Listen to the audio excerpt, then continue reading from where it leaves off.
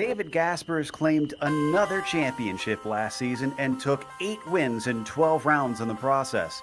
As impressive as he's been, the good news for other drivers is that the points have once again reset. And to even the playing field, the opening race takes place at a track that is extremely familiar to most of the field. Will Laguna Seca see the same old story continue, or will someone get new come and rise to the top? We'll find out soon as we get ready to watch round 1 of the Weekend Warriors, and you'll see it all live on the Global SimRacing Channel and the iRacing Esports Network.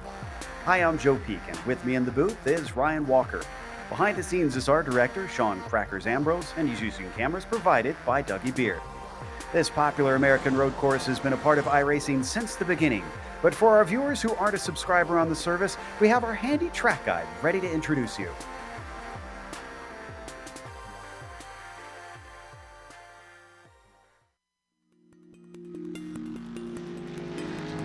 Welcome to Laguna Seca. Located just east of Monterey, California, it's hard to deny that this is one of the more scenic American road courses. It travels up and down a hillside which not only offers spectacular views, but one of racing's most iconic corners. Clocking in at 2.25 miles in length, 11 turns split up the current configuration. I say current because up until 1988, the track's layout was shockingly simple with a mere 9 dangerously fast corners. But despite becoming a much more technical track, this difficult nature was retained in its modern form. Turn 6 in particular places an emphasis on precision and daring with its tricky dip at the apex and narrow racing line. But the most well-known spot on the track is of course the corkscrew. Blind and kinked on entry, it then whips the driver through a chicane which drops you nearly 60 feet. It's earned a reputation worldwide for forcing even the most daring competitors to second-guess themselves. But there's honestly a refreshingly wide variety in types of corners, making it a perfect track for driver coaching and training. Elevation changes, differing cambers, and every sort of apex imaginable leaves seasoned veterans and newcomers alike spending hours trying to perfect a lap. With the track becoming popular for hosting IMSA, IndyCar, and MotoGP in its recent history, it also brings out lots of vintage racers due to the Monterey historics each year. Likely to remain a fixture on the American racing scene, this legendary circuit is almost always high on drivers' best of lists. Its history and its uniqueness are sure to delight all for years to come.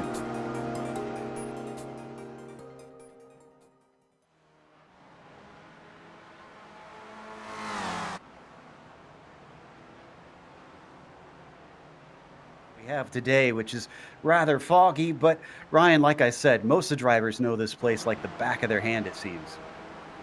Yeah, absolutely. Most of these drivers that are in the series have probably raced here at some point, at one point or another. And yeah, this track in real life has also hosted the IndyCar Championship and also the WeatherTech Championship and a whole range of other series. But tonight it will be round 1 of the Weekend Warriors new season. The track is 2.24 miles in length for 3.60 kilometers.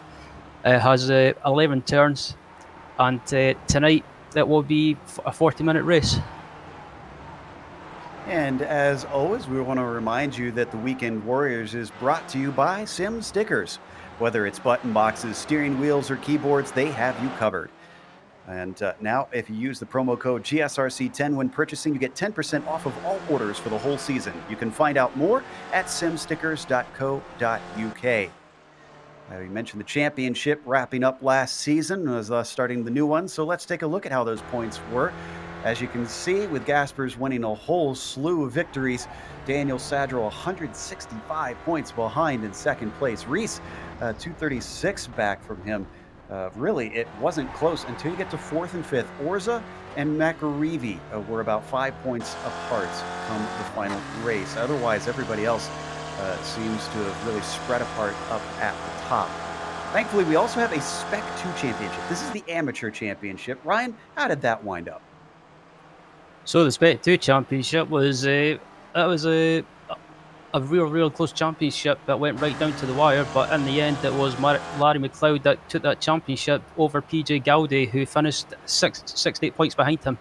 And then rounding out the top 3 was Dominic Bureau, Mr. Consistent. He didn't win any races. He won a few races actually in the Spec 2 class, but yeah, in the end finished in the top 3. And then Greg Stefani had a bit of bad luck towards the end of the season, I seem to recall, finishing in 4th.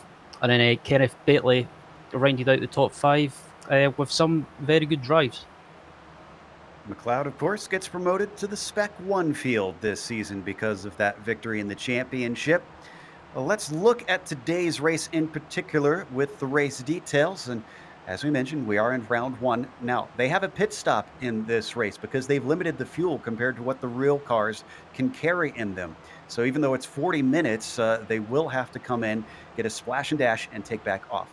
They also ration the points in this series. Now, what that means is that the first place driver will always get 100 and the last place driver will always get 25. So even though we have 50 plus drivers here today, and it is a big field, the last place will still get those 25 points, and they'll just be smaller spreads between the drivers. They do get penalty points if they wind up having off tracks or running into other cars or spins and whatnot. So for every 10 incident points, they lose 3 points in the championship. They also have a spare car waiting for them in the pits if they get too much damage. Most of the drivers will be waiting to use that during their pit stop so that they don't have to make an extra stop during this race. As always, you're watching this on the iRacing Esports Network. Make sure and subscribe. It's very easy to do so. If you go below the video here on YouTube, if you're watching it on YouTube, there is a big red button that says subscribe. Click that. You won't miss a moment here on IESN. Right now, qualifying is going on, and Maurizio Naselli is currently our highest qualifier. And for all this talk, wondering about David Gaspers, we have not seen him show up yet. So we're not sure if he's going to be here today because at this point, it is awful late in the game. Yeah, absolutely. David Gaspers, he'd done it a few times last season. He would leave it until the very last minute to join the session. But there's a few people in the field that could give him a run for his money this season if they get a chance. Maurizio Naselli was one of them last season. He was quick, but never seemed to be able to challenge David. And then you've also got the likes of Jerry McAreevy and also the likes of Hugh Haycox as well. Yeah, really, Watkins Glen is the only time that Naselli managed to finish ahead of him on track, I believe, looking at the stats. And yes, indeed, that was the only time that Naselli was able to beat him because he took the victory there in the final round, did Maurizio. He's got a good chance today, but Larry McLeod going straight from the top to the top again because he won the championship in the Spec 2, and now he is sitting on the front row out here. Ian Wilson, not quite so much. There's Larry McLeod on our screen, the number 33 with the quickest time of 37.5, and he's getting ready to finish up this lap here.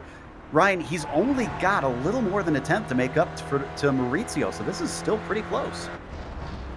Yeah, absolutely. Larry McLeod finishing on top, like you say, finishing on. As he gets a bit sideways on the exit of the final corner. Yeah, finished on top in the Spec 2 class last season and trying to be on top in the Spec 1 this season. So as he goes across the line and unfortunately loses a few tenths after that little wig. Now, for the Spec 2 championship, resetting as well, we have Dominique Bureau as our highest driver in that class right now.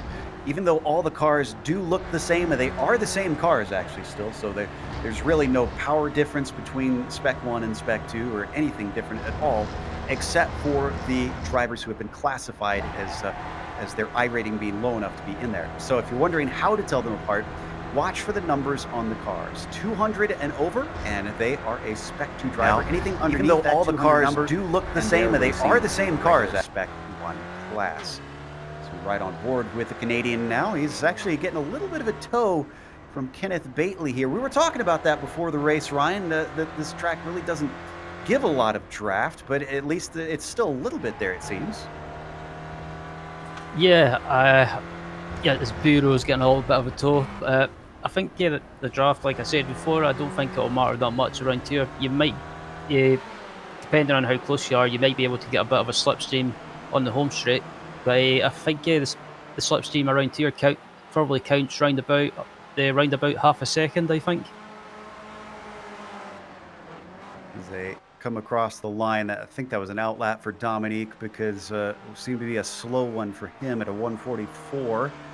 Van Dormelin, let's see, actually does improve by 2 tenths, but I think he'll stay in 20th, so does not climb any higher on the timing sheets. He's only got half a tenth to make up to Dobek, who is in 19th. We're watching Jeff Jacobson, who is one of the drivers who's yet to set a time out here.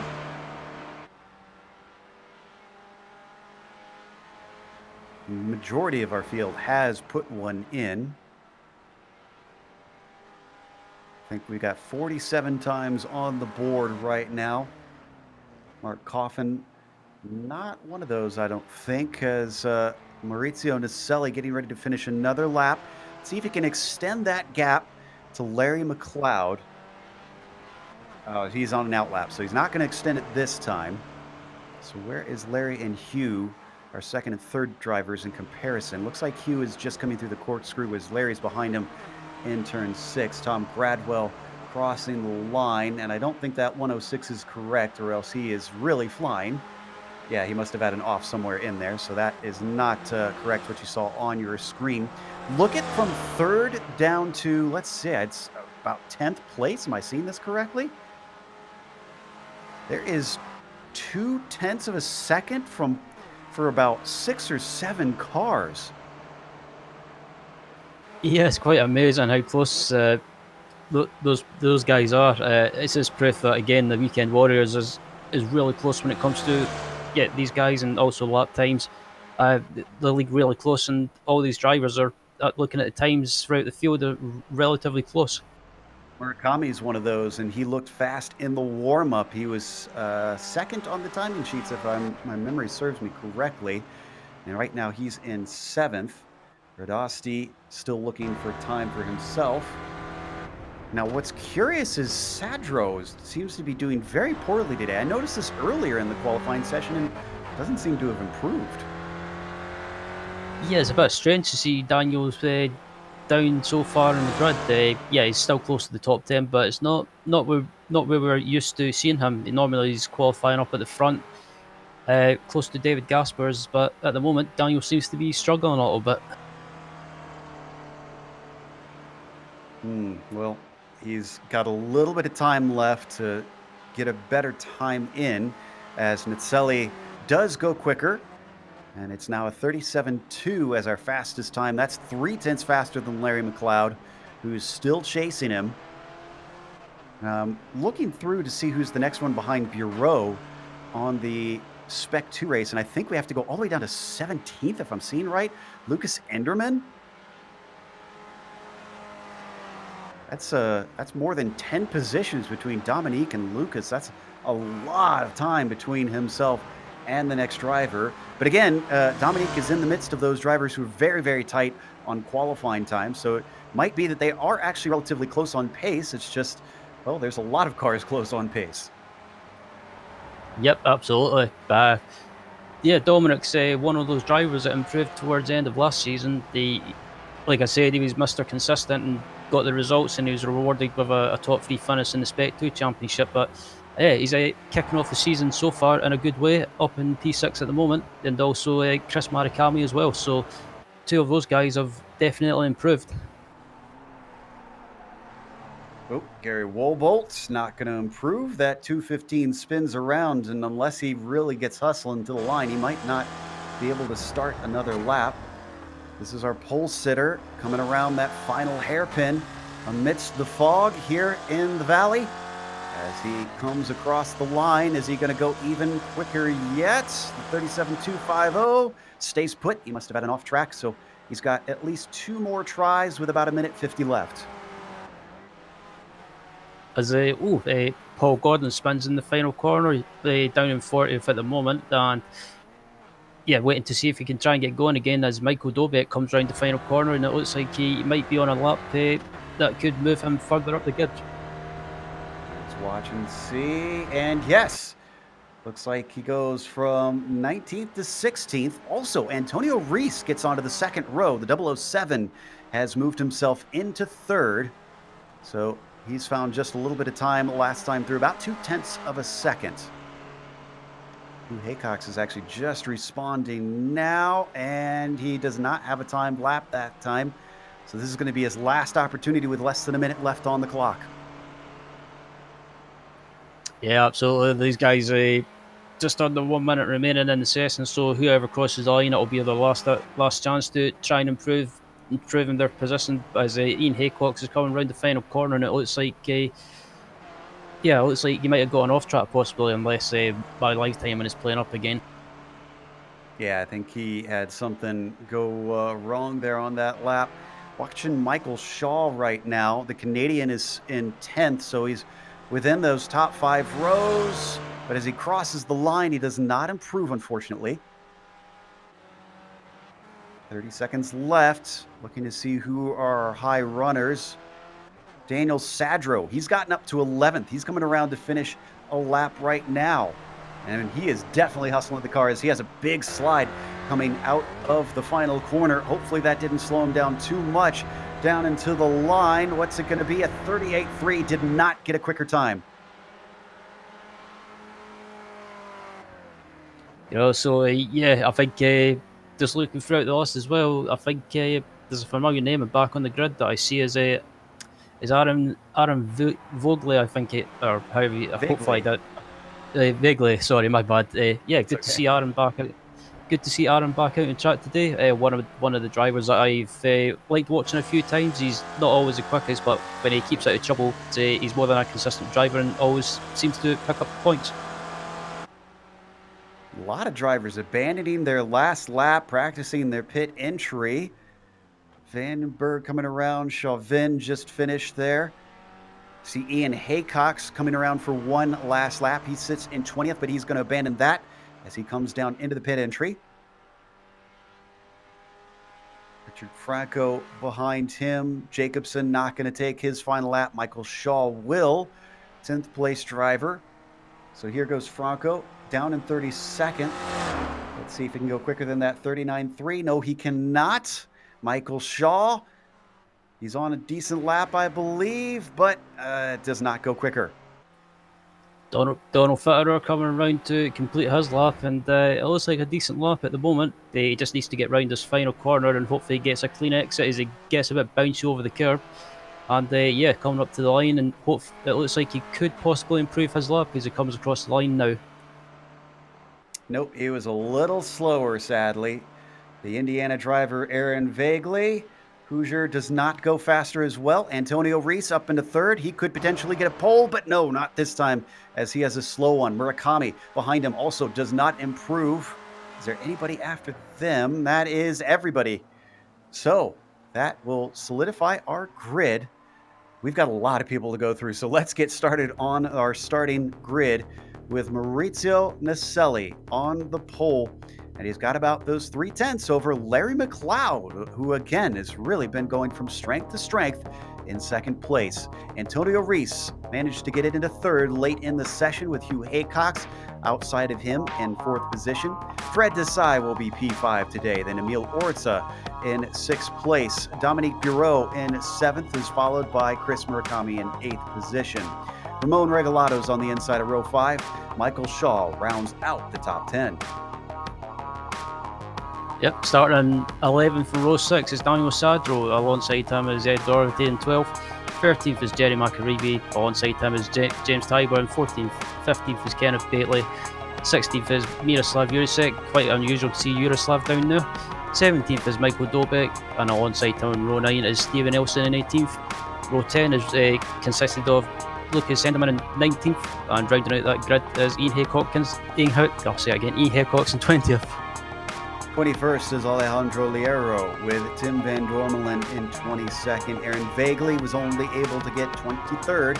Bob Kern starts 17th is Michael Dobek. Then on the next row, it is Paolo Brim in at 25th. Yuri Cox starts 26th, and then 27th goes to Tom Bradwell. Jim McGill starting P28 today.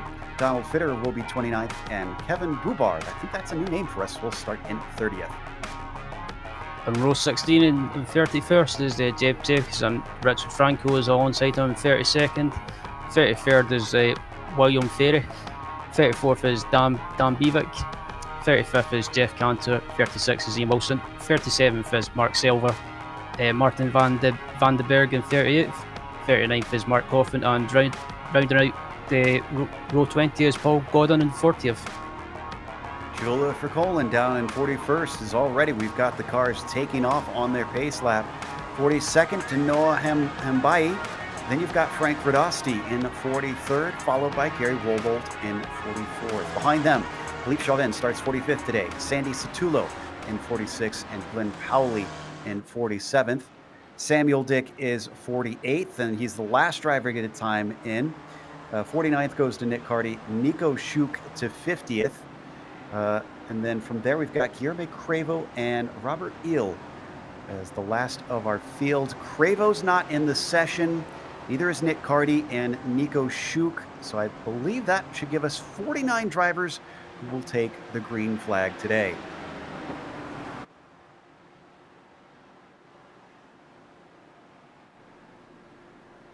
This is the first pole position we've seen from Naselli, I believe.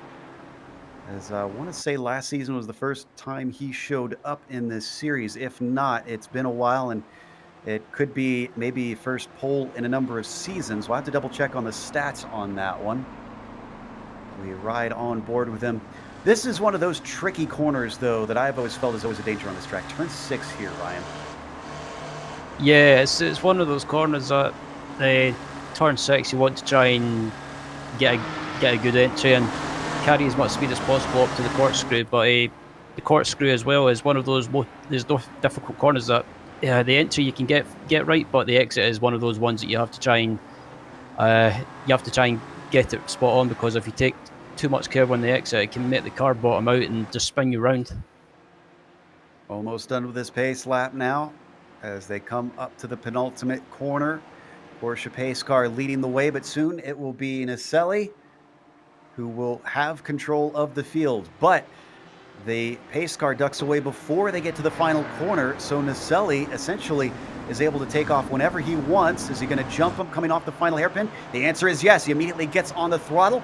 Larry McLeod gets caught napping slightly as Hugh Haycox almost gets into the back of him.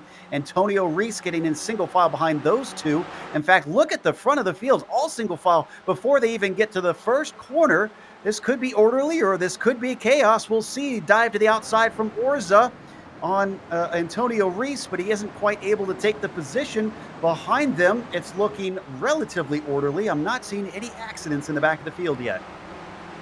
Yeah, everyone managed to make it through the first couple of corners, and everyone was actually sensible into turn 1, and they're still being sensible. So far through lap 1, it's been, is someone spun around further down the path? That's Franco. Richard Franco in the 273 out of turn 3 is facing backwards, and he essentially is going to have to wait for everybody to go by before he'll get an opening to be able to take off. But up at the front, you can see Naselli is leading the way as they go through the scary turn 6. McLeod giving chase, a bad exit for Hugh Haycox with Antonio Reese starting to threaten. He looks a little bit to the outside as they come up into the braking. Decides better of it, though, and they all accordion together into this tricky chicane. Yep, everyone's coming through the corkscrew. It looks clean so far, and quite surprisingly, or I'm quite surprised anyway, everyone's managed to keep it clean and has been sensible so far. So a good way to kick off the first round of the season at the moment. Coming around to complete the first lap, it looks like everything is good for the front of the pack. So this is a good start for a 40-minute race, especially the beginning of the season always brings with it perils of new drivers and a big field like this causing major chaos. But I'd say they've handled it well, Ryan. Yeah, absolutely. As up at the front at the moment, Mauricio Naselli is still leading, but he's under pressure from Larry McLeod and Hugh Haycox, and also behind those guys is Antonio Rees and Imo Orza and also Fred Desai. Had some issues with Paulo Bream and Kevin Bubar. Both of them able to keep going, though, since their offs. Right on board with Naselli, 0.7 of a second over McLeod. Haycox threatening a little bit on Larry, but he doesn't have an opportunity here into turn 5. He backs out of it and just tries to size him up for later. Yep, as they come through the kink at the moment, as Larry McLeod misses the turn in for the kinks ever so slightly, but still manages to carry the speed. But it looks like Hugh Haycox has maybe got a run heading down to the corkscrew, and he tries to go around the outside, but that's not good. There's a bit of contact between the two, and Haycox bounces across the gravel. Yeah, he's going to get a slowdown penalty from that one. He already has lost 3 positions. Question is, has he served that slowdown enough by now, or is he going to be stuck in the middle of a pack trying to give it up? Yeah, he's still got to give up more time as they all stream on by. That sends him down to 9th after sitting and looking at a 2nd place. Antonio Reese already on the attack on Larry McLeod. As I think we had an issue with Jerry McAreevy. I think he's had a connection problem, so we don't need to go to him right now, but he is flashing a lot on my timing and scoring. Yeah, same here as back up at the front. Mauricio Naselli is actually quite at the moment anyway. He's managed to build that gap up big time to about 2.2 seconds. So Larry McLeod is starting to build a bit of a trend behind him. Certainly seems like Maurizio's grabbing this with both hands, as Michael Shaw, I think, did no, he just lost a position. Hugh Haycox moving his way back through and got himself into 10th. Excuse me, into 9th, rather. Our timing and scoring is going to be a little screwy because Jerry McAreevy seems to have taken a tow and is now in pit lane. So is Selva. See if we can figure out what happened to either of those. I have my suspicions with Jerry. He's just decided his connection was bad enough he parked it. Up to the top of the hill yet again here. The drivers weave their way through. Hugh Haycox doing what he can to try and get into the mix here. Now we look at Orza and Murakami. This is a battle for 6th place. Fred Desai at the front of this trio.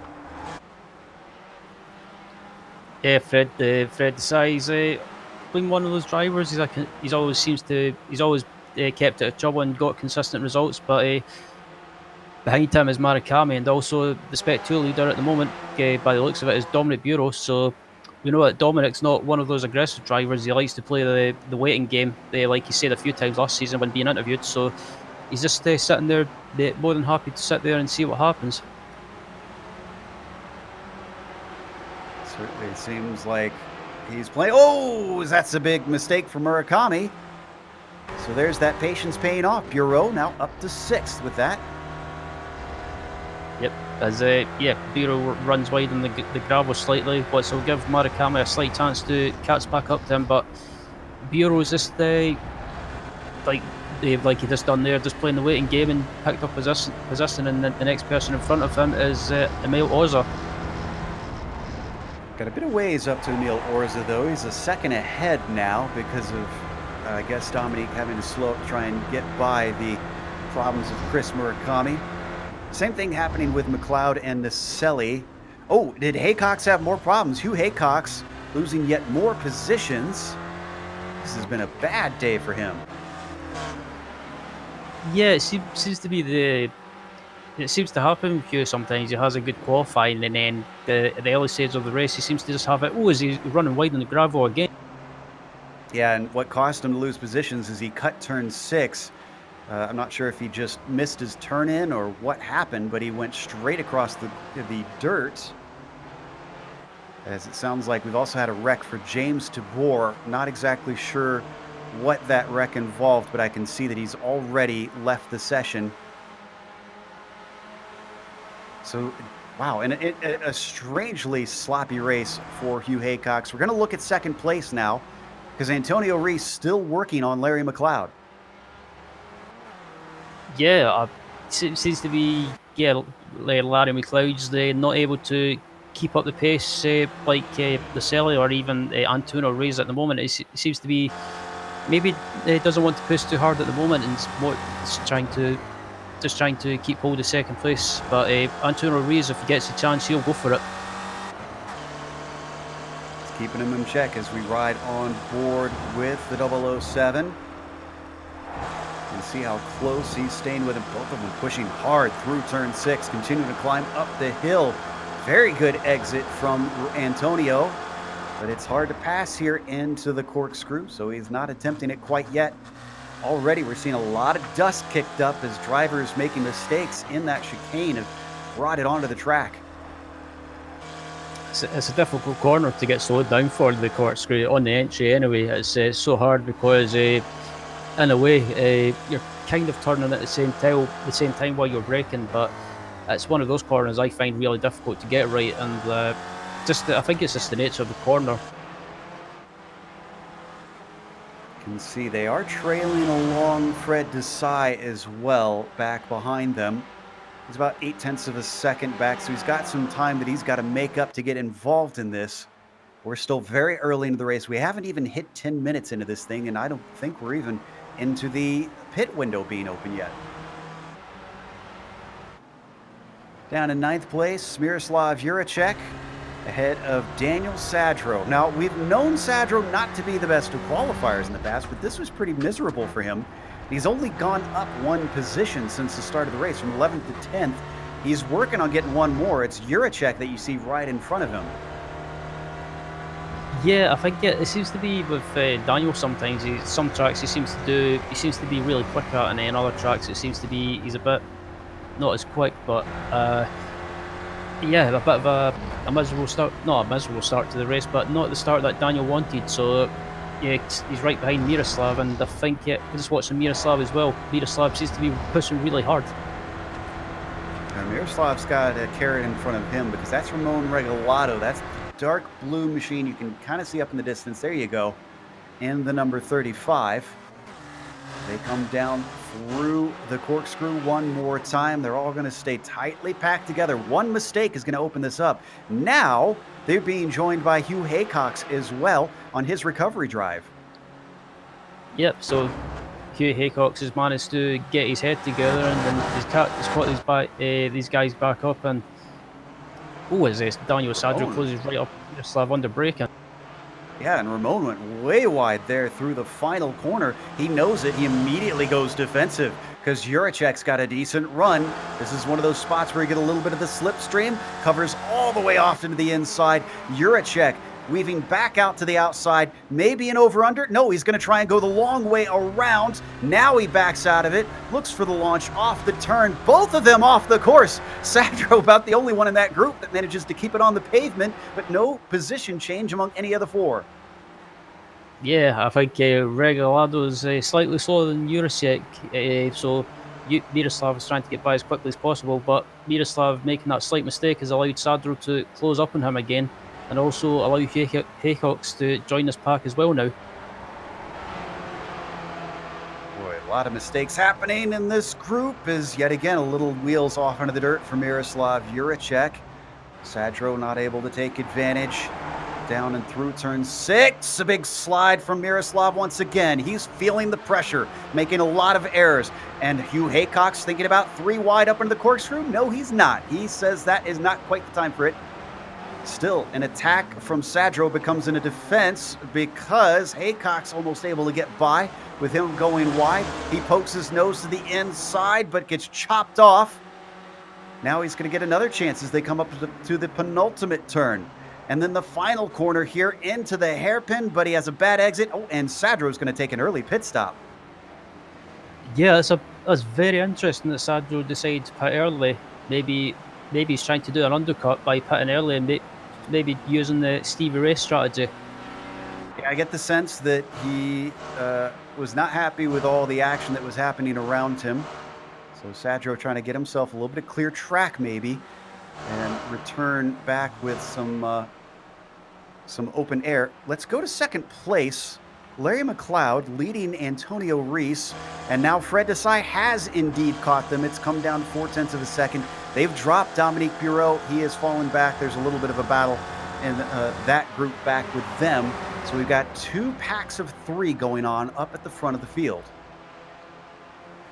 Yeah, some of this pack, these 2 packs at the front of the field have managed to pull away.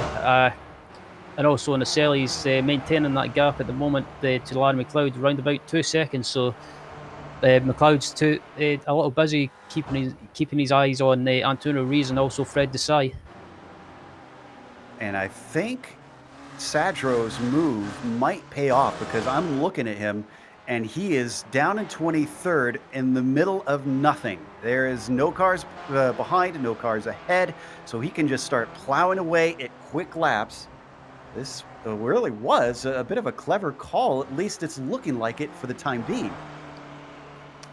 I was a bit surprised that he pitted so early, but as also the battle for P6 is still going on at the moment, and it looks like yeah, Dominant Bureau is under attack from Orza and Marikami. So yeah, Bureau's kind of dropped his pace a little bit, but maybe just doesn't want to overdrive the car at the moment. And if Dominique is worried about that Spec 2 championship, well, he doesn't. Oh, Murakami, did he just get into Orza? Wow, that was a hard hit. He was a long way back. I think I'm watching the replay on mine. I think he may have managed to not touch him. I'm watching on board still, and I'm not seeing damage on here.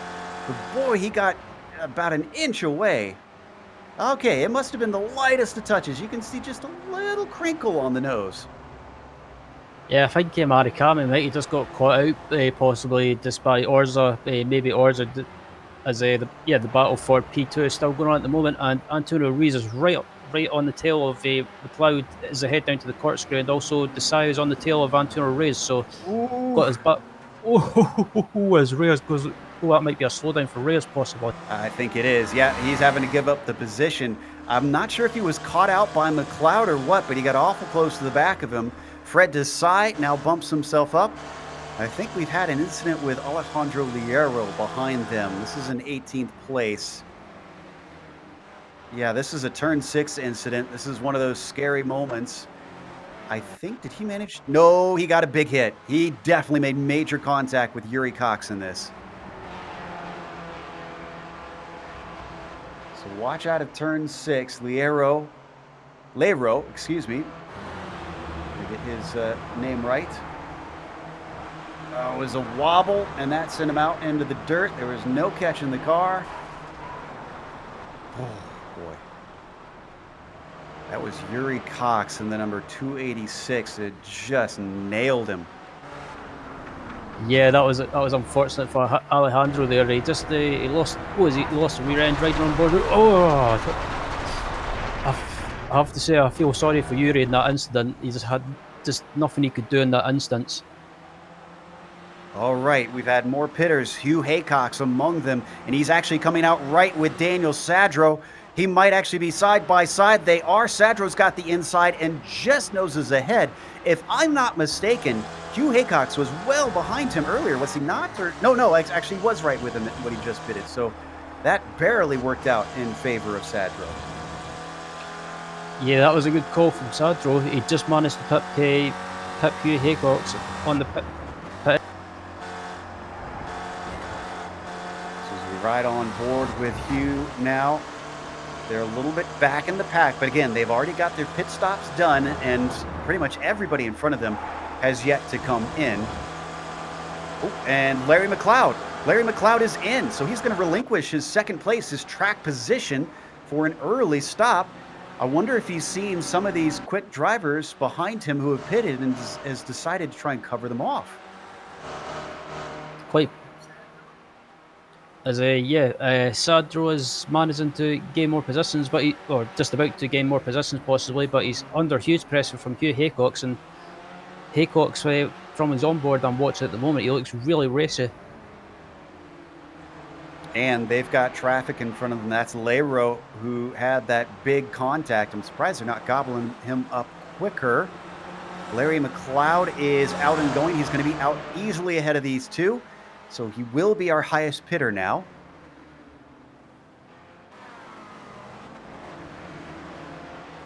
Sorry, Joe.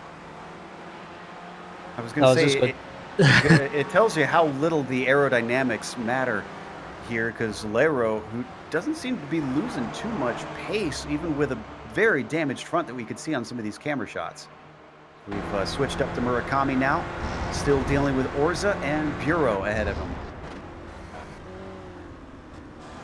Yep, Ryder on board with Orza at the moment, and he's putting huge pressure on Bureau. And I don't know if I was Bureau, I'd maybe try a different strategy. Maybe come into the pits and see if he could try and stay in front of these guys or try and go as long as possible. But it seems to be at the moment he's holding Orza and Murakami up ever so slightly. Coming up to Vandenberg, this is a lapped car. This is not for position, but great heads up from the 263. He sees them. He's going to pull off to the left, although they're trying to pull a little bit of a slipstream from him, getting every inch that they can. Oh, and what happened to Hugh Haycox in the corkscrew? Oh, no. Is Sadro involved? Trying to watch on the replay. No, this was a self-spin. Oh, as there was other cars off ahead of him, and he actually makes contact with Gradwell as he tries to get going. Robert Eel also involved. So this must have started... Oh, wow. Okay, this is very bizarre. Starts with Robert, the 387 with a self-spin. And then we get the next car in. I'm trying to remember who that was. I just said his name, Gradwell. And then Hugh spins as well on his own. Oh. Not expecting Gradwell to come back in front of him. Yeah, that was unfortunate. It's not been the best races for Hugh. It started off well and it just went downhill, and yeah, just one of those races unfortunately as Gradwell was into the pits. And looking back at the leader, Maurizio Naselli. With a handy 3-second gap to Fred Desai after most of the drivers behind him pitting. In fact, Desai's more worried about Antonio Reese behind him. Naselli's not coming in this time. Neither is Desai or... Oh, no, Reese is. So the 007 thinks it's time to go. So Larry McLeod is the one we want to watch. Orza and Murakami also pitting. Juracek does not. Regalado does not.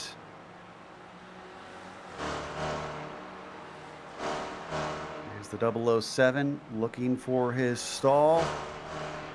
McLeod's just coming to the final corner right now. Antonio is in his stall. He's getting his service, and he's done. But he's got to get his speed up as McLeod's already coming towards the start-finish line. But I think, well, this is actually going to be quite close. There you can see him, that gray-colored car. That's Larry McLeod off to the right. The pink and the white is Antonio Reese, and he's going to get him.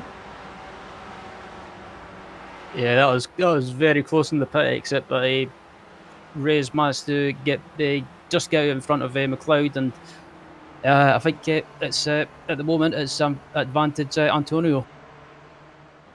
Well, now that Antonio's got the clear air, well, theoretical clear air, I guess, he's got Donald Fitter in front of him, so he'll want to dispose of him quickly because Donald is yet to pit.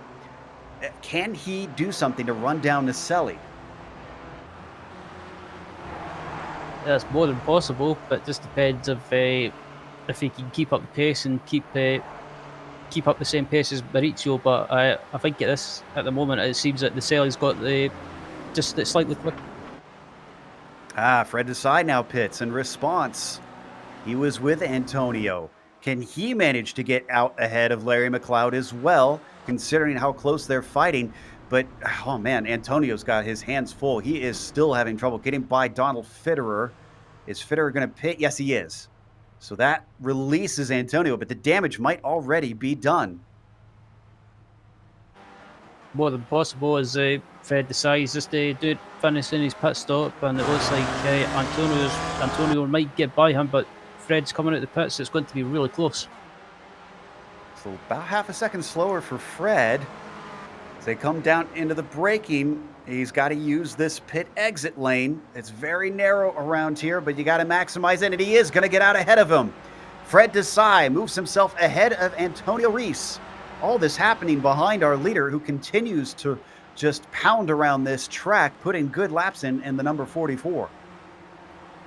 Yeah, that was a good pit stop from Fred. He managed to... He must have had a good pit entry and a good pit exit, as we've seen. Managed to get out in front of Antonio Reese and also Larry McLeod. So, yeah, Fred taking advantage of the clear track. It's kind of wild, though. These three were together when before they pitted. And then when they came out, they're together again, but in completely different order. You can tell from the way that Desai is taking every inch of track, he is pushing hard. Now it's going to get interesting because this is a lapped car. This is Robert. Is he going to, oh, he's going to take the racing line. He's not going to let him by quite yet. This could be holding him up. Is Antonio going to get an opportunity? Not quite. It's rainy curve, hard to make passes in here, so he has to sit and stay patient. Yeah, it was unfortunate for that back marker. I think he couldn't really do anything. He just had to get through the corner, and once on the exit, he just move over and let them by. Fred, Antonio, and Larry managed to get by without any issues, but Antonio Rees is right behind Fred Desai now. Looks like Ramon Regalado, another one to pit. That's going to gift them another position. Ramon back out behind Daniel Sadro and probably behind Orza as well.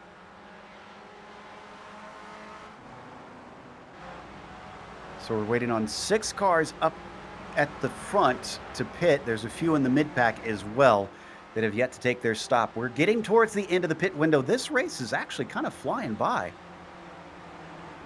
I was about to mention that as well. Is it just me, or the race went by really quickly? And also, there doesn't seem, at the moment anyway, there doesn't seem to have been as many incidents or crashes like we expected around Laguna Seca. So fair play to these guys. So yeah, the battle for P4 is going on at the moment between it looks like Tim Van Dormelen and Michael Dobet. Van Dormelen, the one we see ahead in the orange. We're on board with Dobek, watching and stalking. These are 2 of those drivers that we mentioned that still need to come in and take their fuel to make it to the end of this race. See if either one elects. Nope, they're going to keep it going. Maybe try and run it dry. Yep. You mentioned the DNFs. I believe we've got 45 cars still running. We'll double check on that number. It looks to me roughly 45. So yeah, that's considering 49 starters. That's actually pretty impressive. Indeed, there's up at the moment as well. It's still Nacella leading, but Dominic Bureau has managed to get up to second place at the moment. But of course, he still has to make his pit stop. Gonna watch Dominique Bureau, who's up to the dizzying heights of second place, but still leading the Spec 2 race. He's got a 3-second gap back to Miroslav Juracek. Both of them need to come in. If you're watching the timing and scoring tower, wondering who's going to come out where, it's looking like 32 seconds is the typical time lost. That was Philippe Chauvin you saw off track on the side of your screen. That was one of our back markers who gets it going out of turn 6.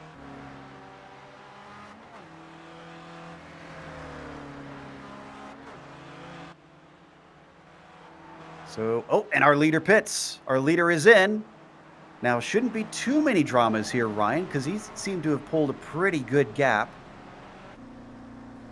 Yeah, Maurizio should basically make his pit stop and should come back out still in the lead, as I think Dominic Bureau has went across the line to pick up the lead, or take the lead, I should say. Yeah, he's actually going to lead this lap even.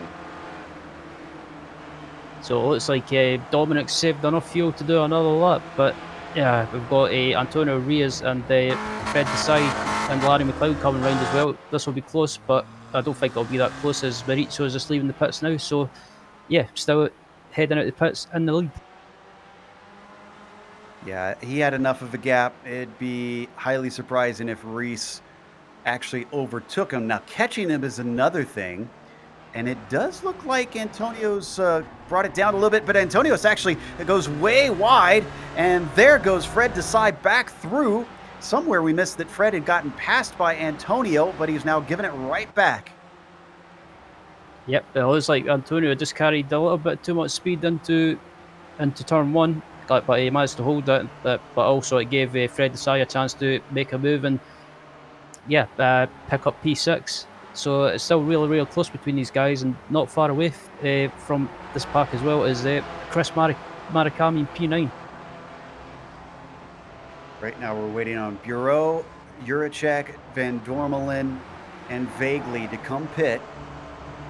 So 4 drivers, with Naselli being the lead driver, 2 have pitted. It's looking likely that he can take it home as long as he doesn't make any mistakes from here. And that was Juracek you saw in the background ducking down the pit lane. And amazingly, Dominic Bureau has saved enough fuel to do one more lap. So I thought he would have been on this lap, but fair play to Dominic. He's saved enough fuel to do 2 more laps. We hope. We hope it's enough fuel. I mean, we've seen that before. Drivers who push it that much too far. Juracek, Van Dormelen, vaguely also in. So other than Jeff Cantor, who hasn't reached pit entry yet, and Radosti, Franco needs to pit, and Paulo Bream. Those are all drivers that still haven't reached pit entry yet. So they could yet still come in, and we could see Dominique Bureau as the driver who's gone 1 lap farther than anybody else, literally.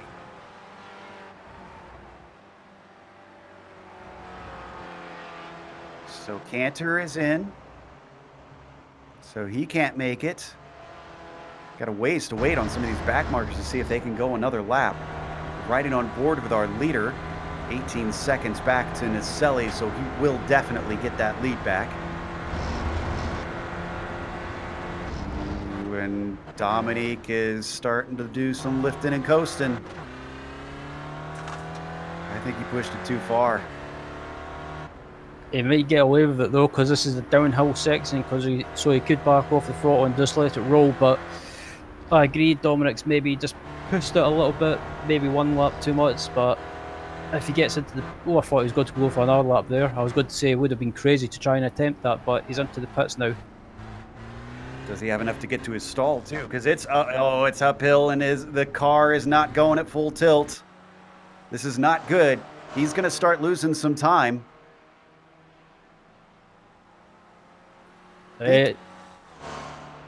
We had a problem with Chris Murakami in the meantime. Through the exit of the corkscrew, he spun it off and hit the wall.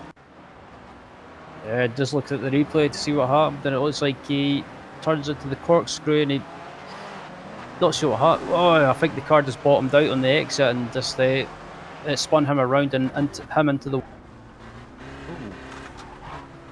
Bureau's in for a long time. Something is wrong with Dominique Bureau. He's actually going to lose the Spec 2 lead here potentially. Where is our next Spec 2 driver? Frank Radosti, who's also in pit lane and also in for a long time. Are we going to get a Spec 2 driver out on track? Tom Gradwell's the next one, down in 23rd. Yeah, I take that back. Vaguely has gone by. Vaguely inherits the Spec 2 lead as finally Bureau gets it going. No, he does not. No, he's still in there. It's a whole minute. What is going on? Yeah, I was just about to say, I was watching Bureau, and it looks like he was moving the car forward and then backwards. So I don't know if it doesn't look like he missed his pit box. It could be a glitch with iRacing and the fueling possibly, or something's went wrong on the technical side. That is a shame. We've heard of that in previous races, that there's been a known pit bug. I guess it hasn't totally been solved yet. Meanwhile, we're riding on board with Vaguely, with Ramon Regalado actually looking at Aaron, and he's going to try and slip up the inside coming into the corkscrew. Again, this is difficult to get those passes done, and he isn't quite there. Well, I thought it was going to end up in disaster between those two, but fair play to him. They managed to give each other plenty of room to get through the corkscrew rather. And Aaron Vaguely up unexpectedly, or quite as Aaron goes off the track onto the gravel. Yeah, Aaron Vaguely, a bit of a shock, possibly takes the Spec 2 lead. And he really just needs to keep it together at this point, because Tom Gradwell's the next one down in Spec 2, so he just needs to bring it home from here. Juracek, in the meantime, comes up in 6th place, and that's after starting this race in 16th. He has made some great gain. Absolutely. Also, another person that's made some positions and great progress in the field as well as Daniel Sadro. He's managed to come from the bottom of the top 10 up into P5 at the moment. We said that he tends to race a little bit better. And indeed, from 11th to 5th for him. Meanwhile, we need to look at the front of the field because even though the win looks pretty well in the hands of Naselli, I'd say that this second place has to be sorted out. We ride on board now with Antonio, the 007, putting a lot of pressure on his side. Yep, and Antonio Reyes is another driver that's improved massively as well. He had a pretty good end to the season last season, and showing his improvement once again up there, battling for a podium position, and also could take one more step up on the podium by finishing in second. But we've still got about 6 minutes 35 seconds to go. Don't need to go to the replay, but Murakami had another spin in the corkscrew that sends him down to 14th after what was looking like an easy top 10 for him has certainly slipped through his fingers as it's now up to half a second. Antonio backing off a little bit on Fred Desai. Lap traffic pulling out of the way. That's Vandenberg. Yep, and also I'm looking at Larry McLeod as well. McLeod has dropped back a little bit. He's around about 1 second behind, or 1.5 seconds behind. So maybe his pace has dropped off slightly, or Antonio and Fred are just a little bit quicker and managed to work together and pull away. Larry McLeod, who had a phenomenal qualifying, couldn't quite back it up with the race. Still, a fourth will be a lot of points for him. Hugh Haycox somehow has managed to recover at least something out of this. Now, granted, he qualified 4th place and he's down to 8th, but I expected him to be way farther back than this. He's dealing with Michael Dobeck, who we see here from the Gearbox Cam.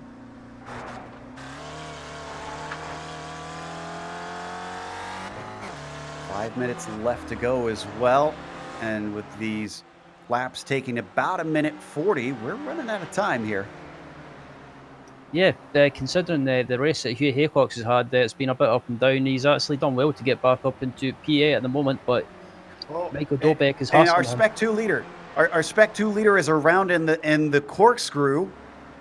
I don't think he's given up the lead. I think he's got it going, but vaguely, I said he really just needs to keep this together. I think he had some help though. Regalado is right behind him. Oh yeah, he just shoves him off course, unfortunately. Almost looked like he was trying to bump draft him, but then maybe missed his brake marker. Yeah, just watching the replay from Ramon's onboard. Oh, just got caught out by Aaron braking. Aaron braked at his normal point, and Ramon just got caught out and unfortunately had nowhere to go but into the back of him. But yeah, Aaron's still got the Spec 2 lead, so he just needs to get it round to the finish, and he'll take the win. It's got about the full front stretch ahead of the next driver. Meanwhile, we're taking a look at Naselli, the number 44, who put it on pole, has not led every lap because he took a little bit of an earlier stop before other drivers managed to go by. This is the driver that's trying to chase him, Fred Desai, but instead of chasing, he's being chased by Antonio Reyes. That is the purple and white machine, the pink and white machine that you see here. We ride on board with him now. I'm getting magenta from our director. I think any of them works.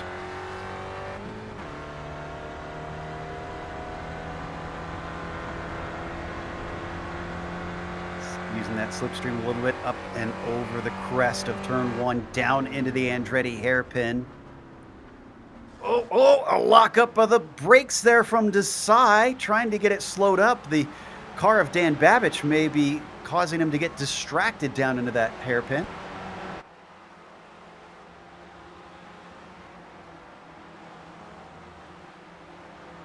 As we've got side-by-side action between Van Dormelen and Steve Elson, too, for 11th position. Van Dormelen manages to get that one away. Ian Haycox rocking up to them because of that battle. Yeah, we've not really seen a lot of Stephen Elson in this race so far. I didn't even know he was on the grid. What's as bad of me, but yeah, a good drive by Stephen at the moment. He's up in P12 and could possibly take P11 possibly, as they've got about under 2 minutes and 20, or just under the 2 minutes and 20 seconds remaining. think it's going to be kind of tight, actually, on how many laps we have left. Oh, and Dan Sadro spins it at the I keep wanting to call it the carousel because we were at Road America earlier today. It's the corkscrew. And it's 2 laps to go, I can report, because Naselli's coming across the line now with time left. This is the onboard replay there of Sadro trying to get it going. And again, the frustration, it's a blind corner. You can't pull out in front of people.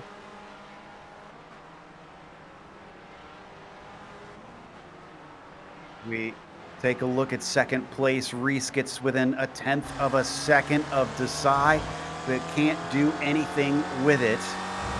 So put yourself in Antonio's shoes, Ryan. Where do you make the move? How do you make the move?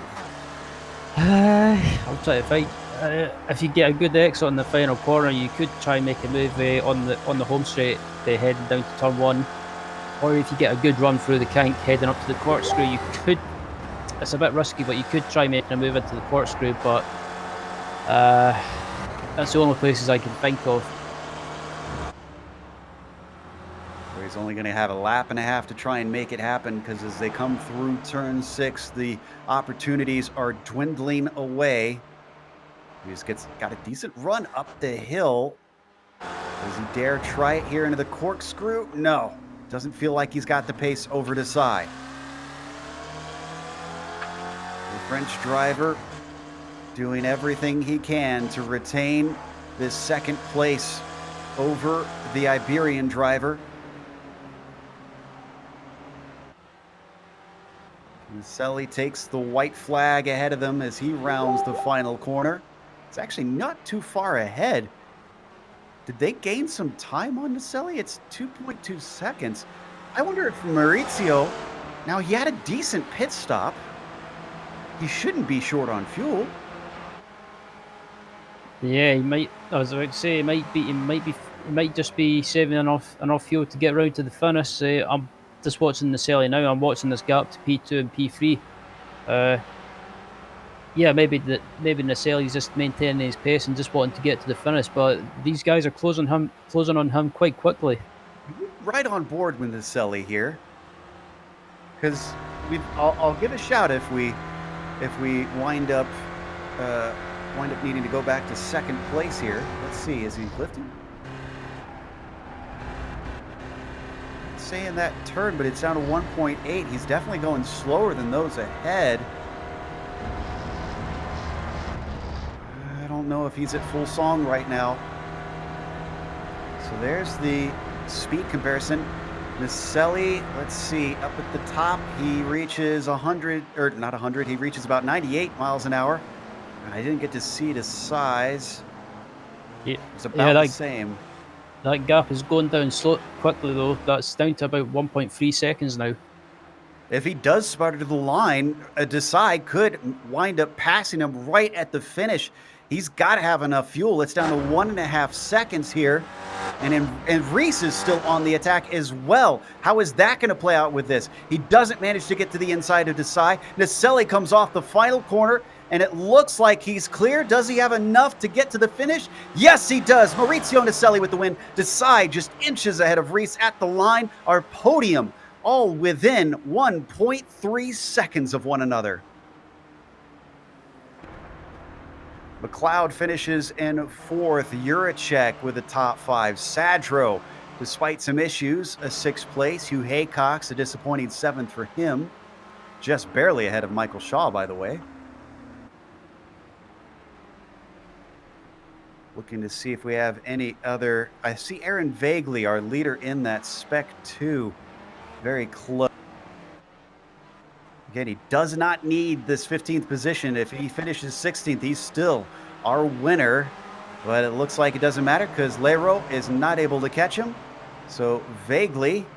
Oh, and Kern goes by Lero, though. He must have ran out of fuel right there at the end. But Vaguely is our winner in the Spec 2 race today. And I think that's the last of our battles. We had only 26 cars left on the lead lap out of what was around 40 of them running at the end. That's going to take us to a quick break here on the Global Sim Racing channel.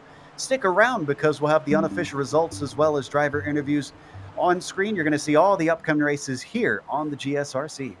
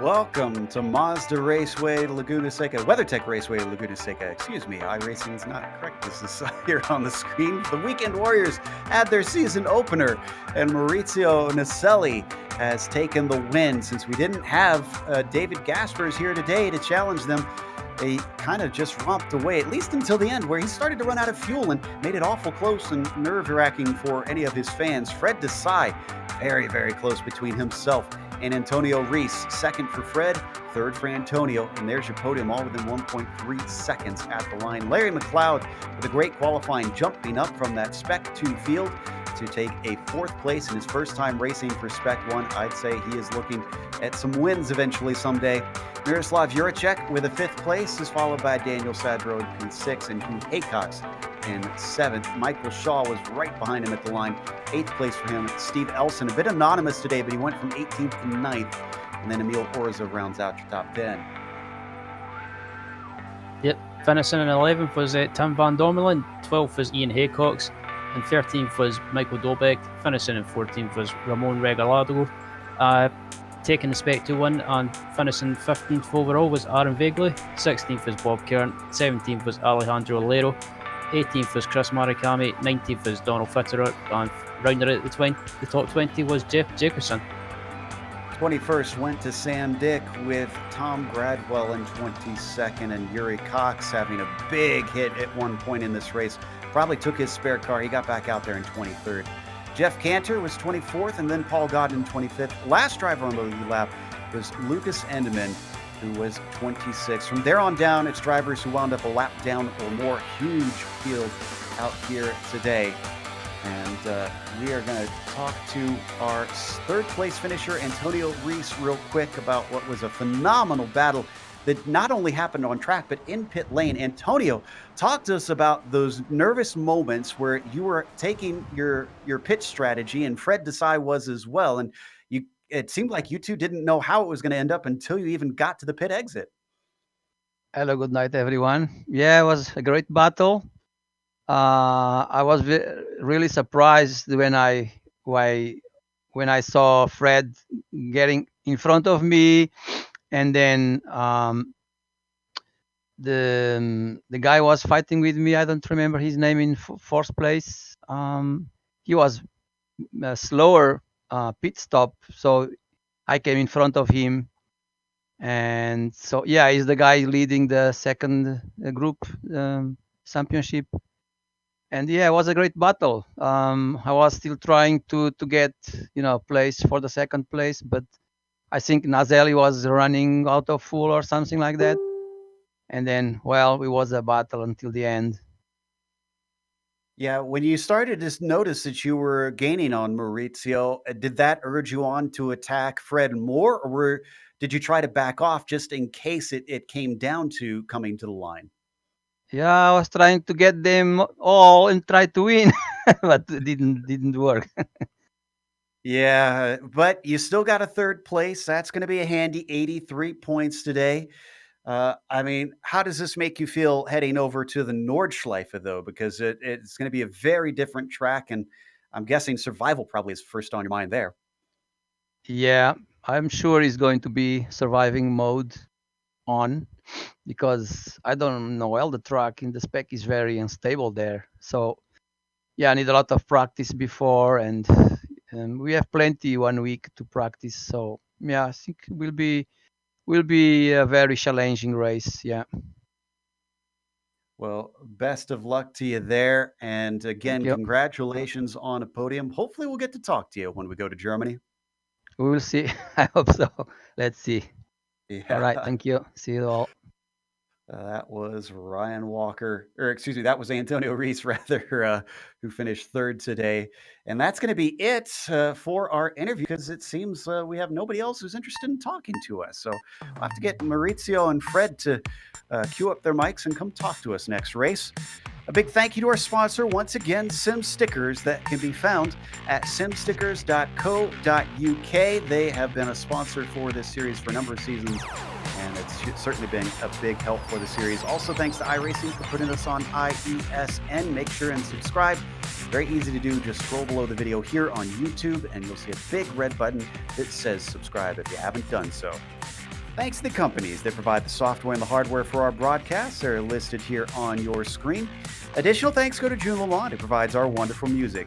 See the screen proud to get hold of more of her great work. Thanks to the team today, Ryan, Sean, and Dougie, as well as a little help from Bill back in the background. Soup joined us today as a spotter. If you'd like to find out more about GSRC, including upcoming races, you can find it at globalsimracingchannel.com. We're also on social media. Our Twitter is at GSR Channel, Facebook, Global SimRacing Channel, and Instagram is GSRC_brand. As we mentioned, next round, we're heading over to the Nordschleife. That is usually a fun one in these cars. It'll be Sunday, March 22nd, rather, 3:45 p.m. Eastern. We have upcoming races for other series listed on the screen, so check those out and mark them down on your calendar. But until next time, race clean, race hard. See you on the track.